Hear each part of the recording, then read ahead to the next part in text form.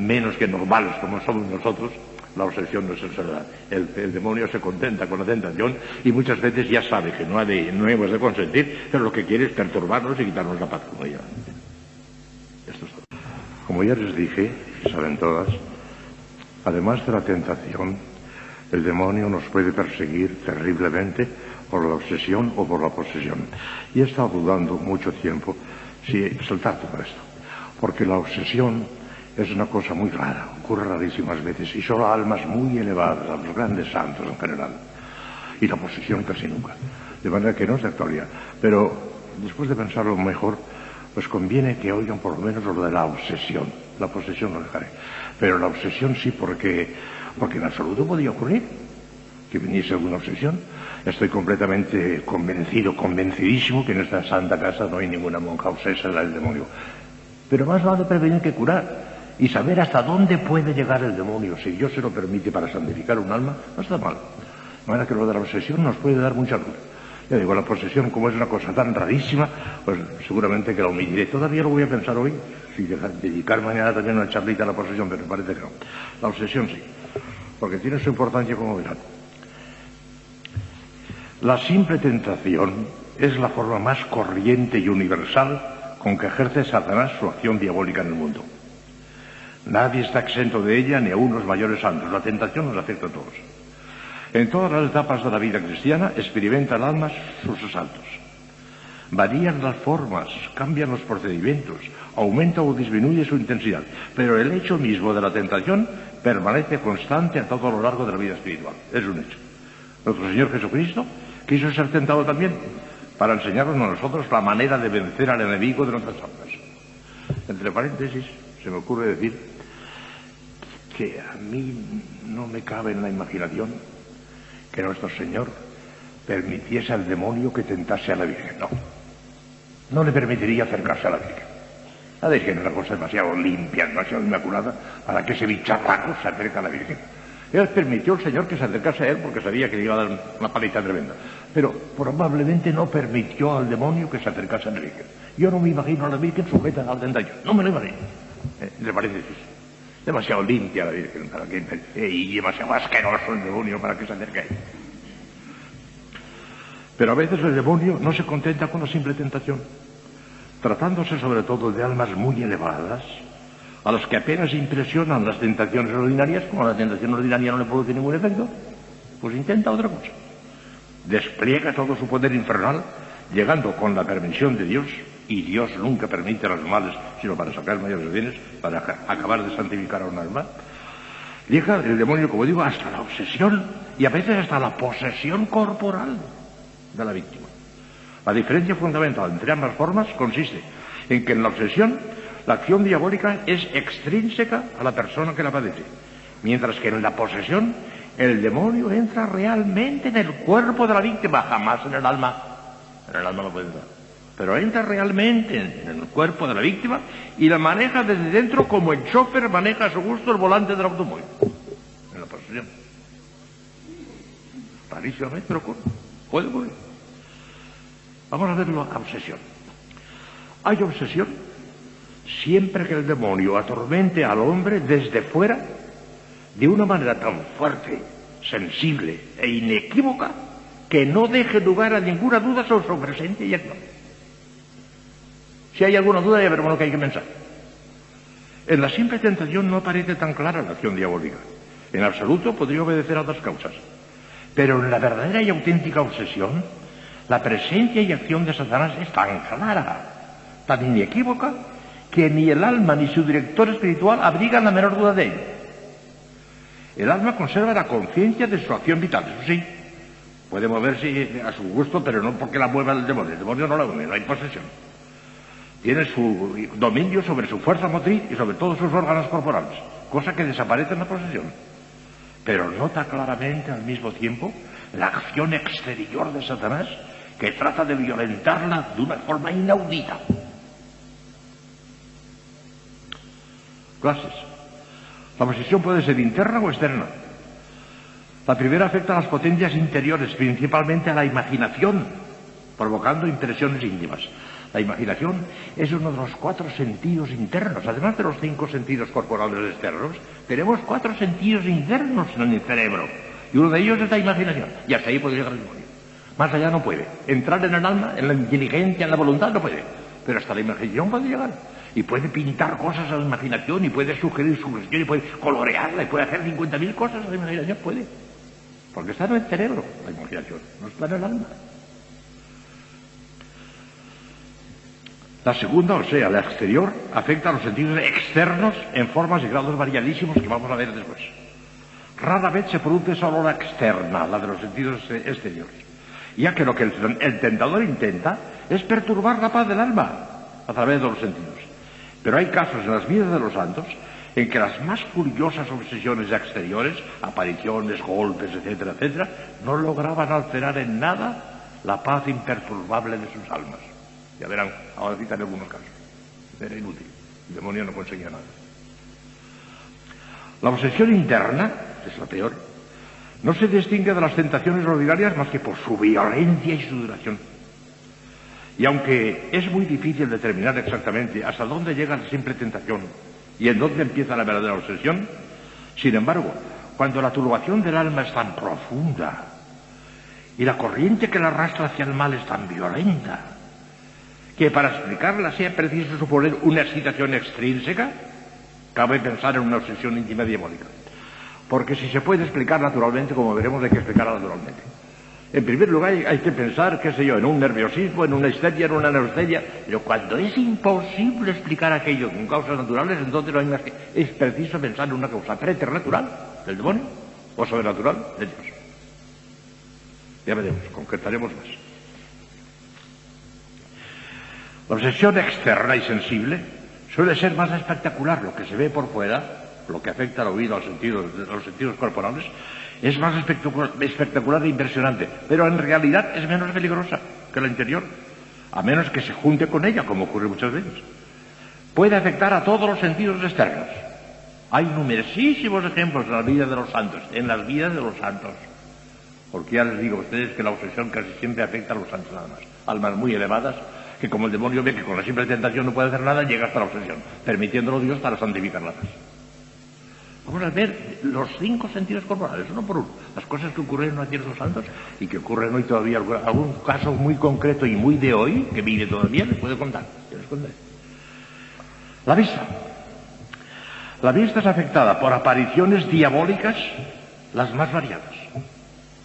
Unas veces son deslumbradoras, agradables, transformándose Satanás en ángel de luz, para engañar al alma e inspirarle sentimientos de vanidad, complacencia en sí misma, etcétera, etcétera. Pero por estos y semejantes efectos, reconocerá el alma la presencia del enemigo, por los frutos lo conoceréis,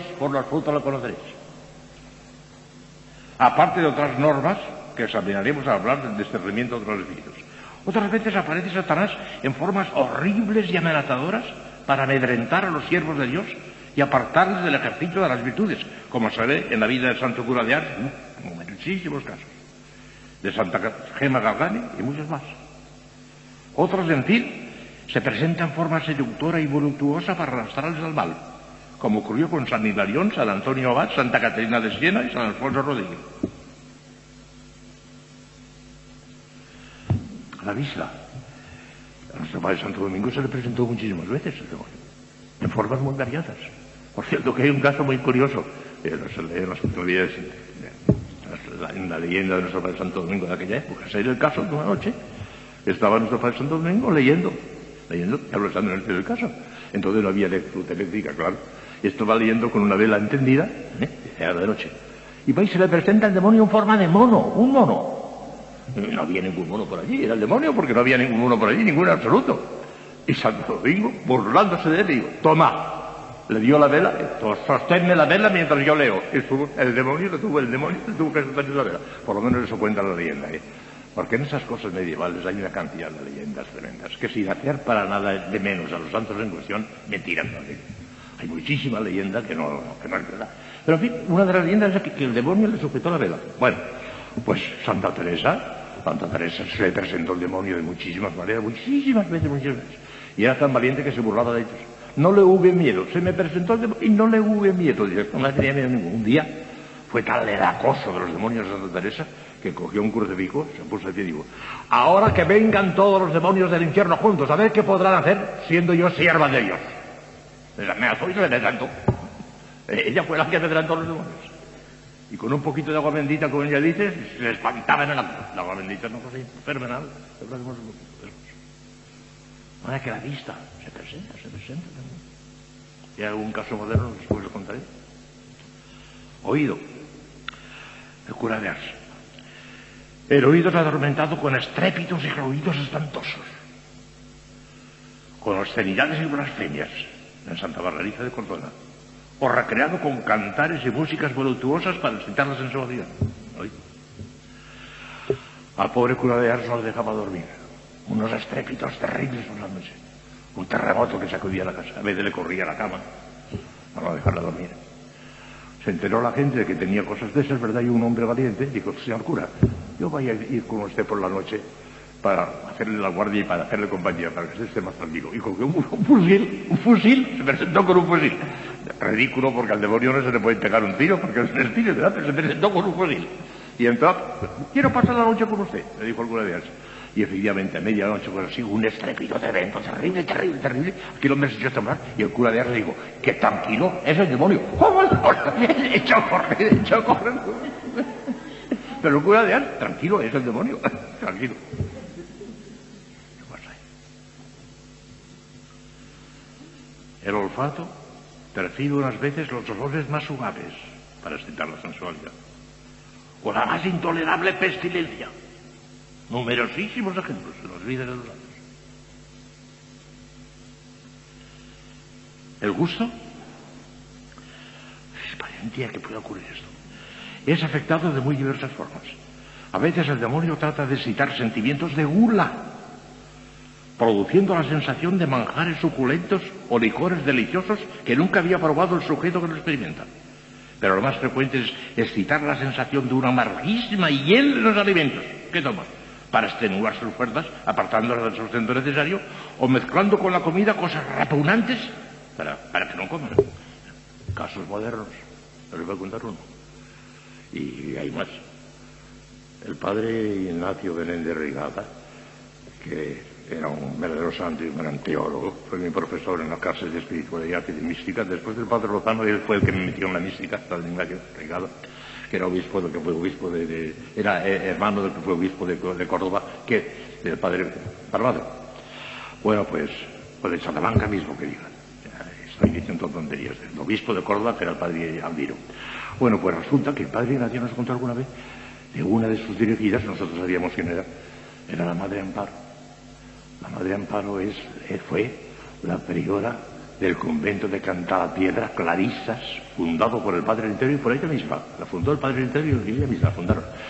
Una santata tremenda. El padre Ignacio decía, es tan gran santa como Santa Catarina de Siena. Tenía cosas fenomenales. Y una de las cosas que nos contó un día es que a veces en el plato, en el refectorio, estaba lleno de inmundicias que se les había puesto el demonio para que no comiera, para que se muriera de hambre.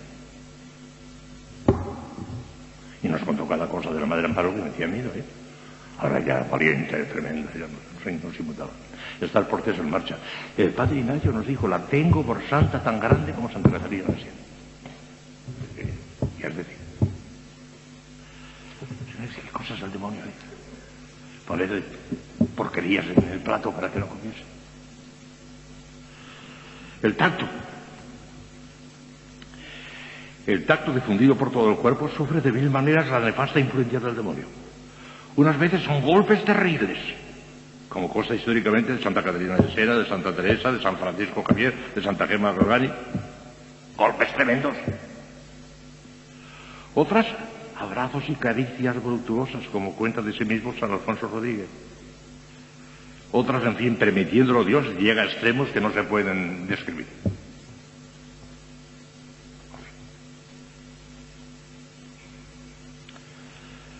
A Santa Teresa, todavía en el convento de la Encarnación de Ávila, se muestra la escalera por donde la tiró y se rompió un brazo Santa Teresa al caer, pero dio un empujón que le dio el demonio y se rompió el brazo Santa Teresa. casos de hoy, por ejemplo. El padre Aníbal, el fundador de los esclavitos, un santazo, pero de una talla tremenda, un santazo tremendo.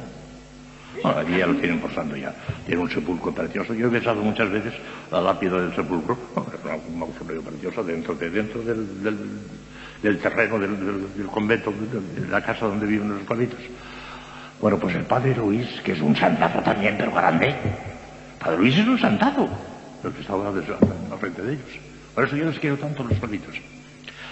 Bueno, pues el padre Luis, que era íntimo amigo del padre Aníbal, me contó muchísimas cosas del padre Aníbal, me llevó a la habitación donde vivió y murió el padre Aníbal, lo observan todo con un respeto tremendo, son todas reliquias.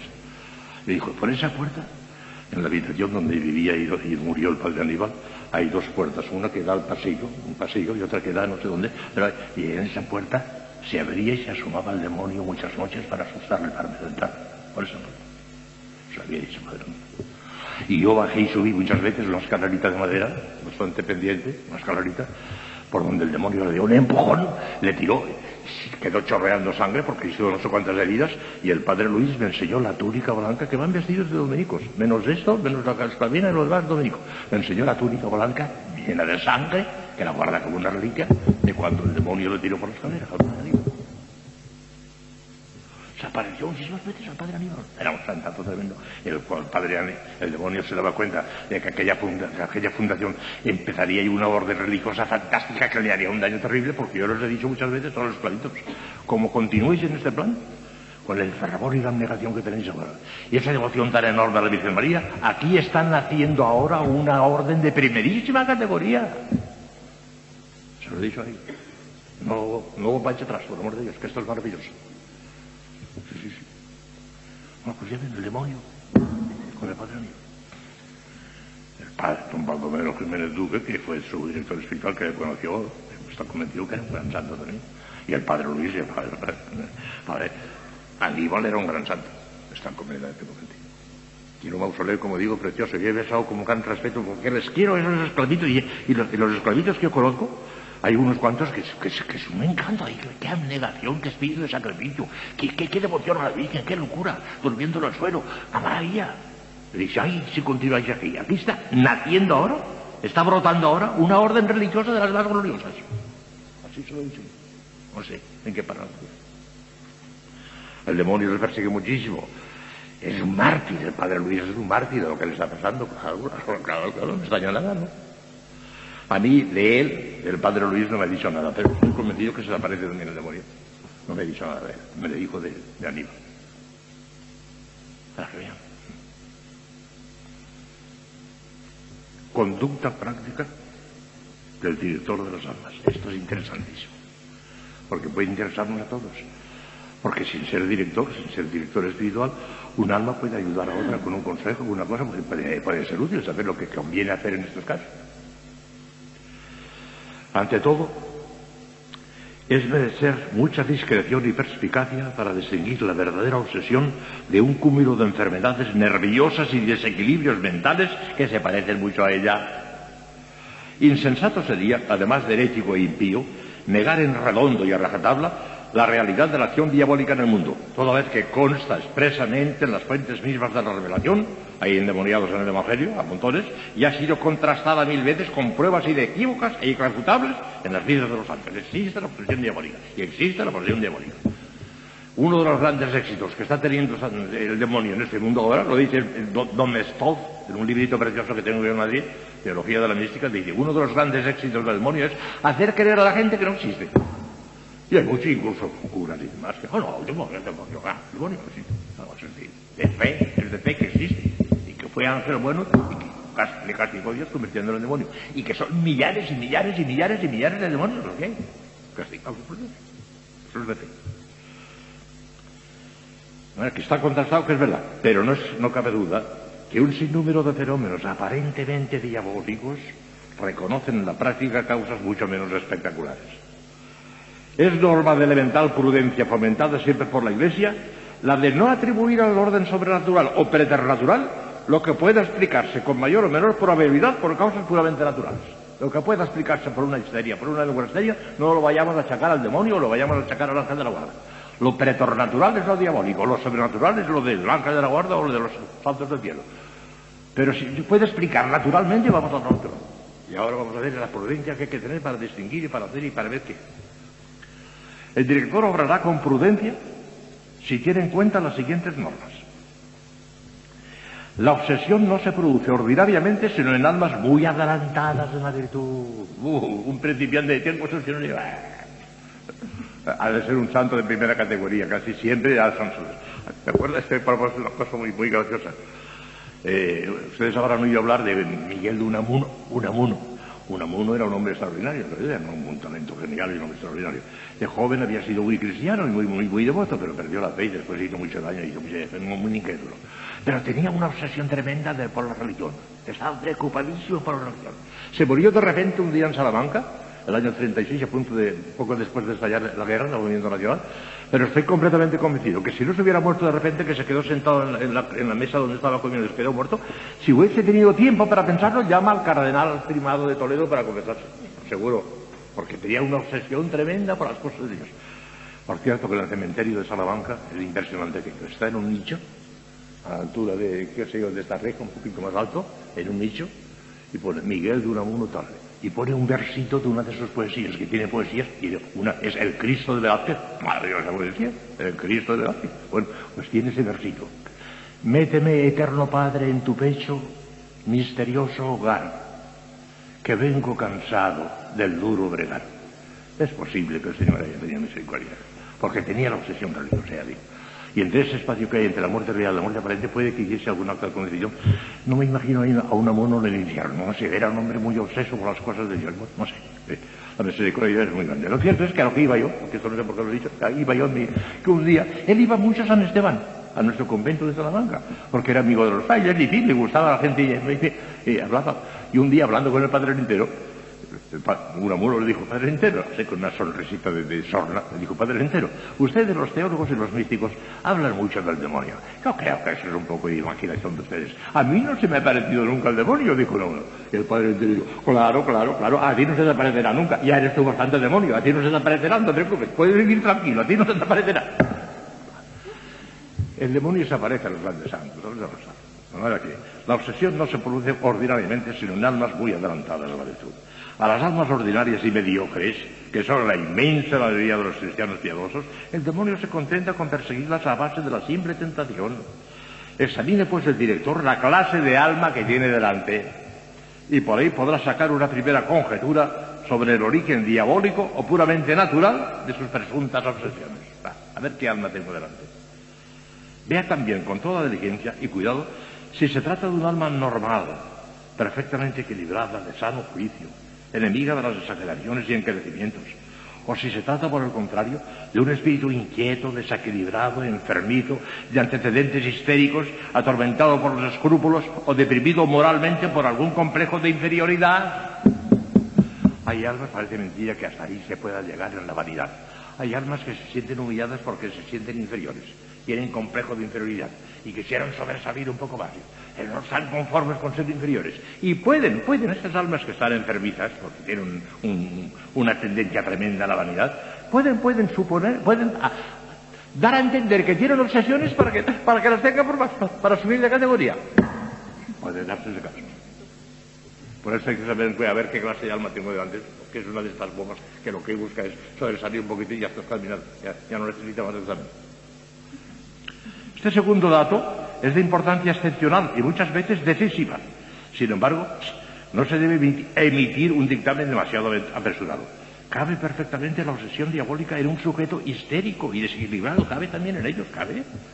El diagnóstico diferencial de lo que corresponde a la acción del demonio y de lo que obedece a un desequilibrio nervioso será muy difícil en la práctica, pero el caso es perfectamente posible y el director no debe resolverlo con la solución simplista de echarlo todo a una u otra causa. No, hay que examinarlo desde ahí.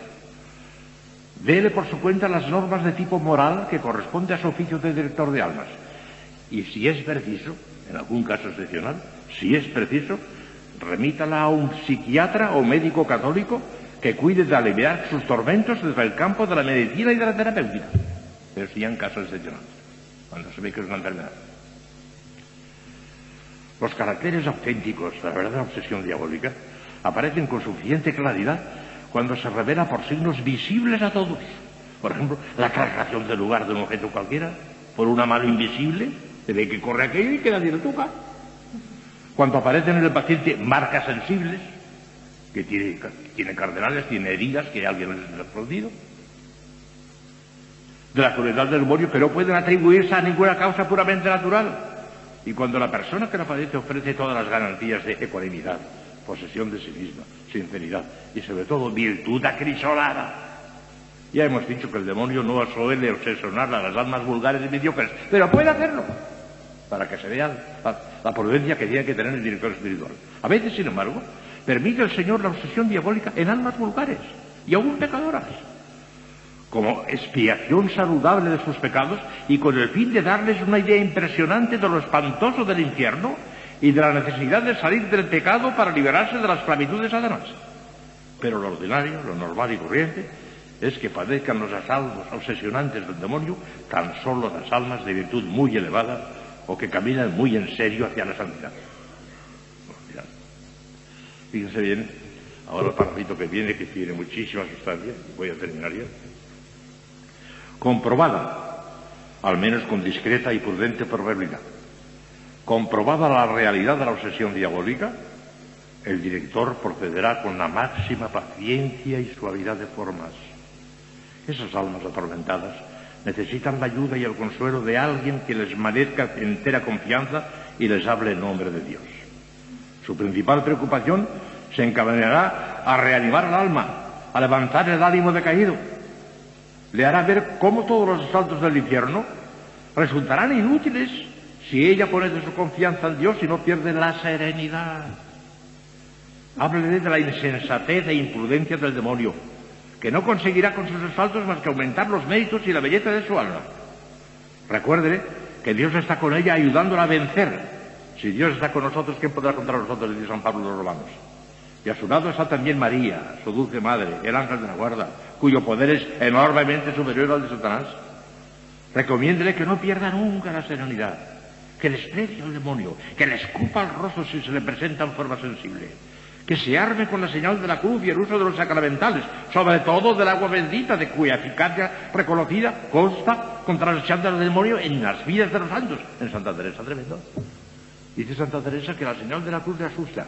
El nombre de Jesús y de María le asusta también. Pero el agua bendita echa a correr, no resiste. Siempre, cuando iba de un sitio a otro, en la fundación de los conventos carmelitas, en el carromato, con aquel grupito de monjas que llevaba para la fundación, la calabacita de agua bendita no faltaba nunca, siempre. Y en todas las sendas carmelitanas, en todas hay una calabacita o lo que sea, una pila de agua bendita, en todas. Y ustedes bien de tenerla también, un vasito, lo que sea, agua bendita en la celda, tengan agua bendita siempre, tengan devoción al agua bendita. Santa Teresa, y le parece mentira, oh, válame Dios, el poder que tienen unas poquitas palabras de la Iglesia sobre un poquito de agua, que de esa manera espanta al demonio. El poder de las palabritas de la Iglesia, el agua bendita, tengan devoción al agua bendita. Asusta al demonio, se marcha. Y que nunca deje de hacer lo que le... eso es importantísimo, hijas mías, esto es importantísimo.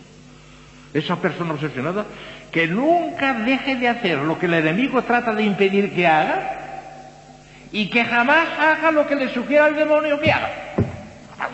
Al revés de lo que va. Del enemigo el consejo, hacer lo contrario.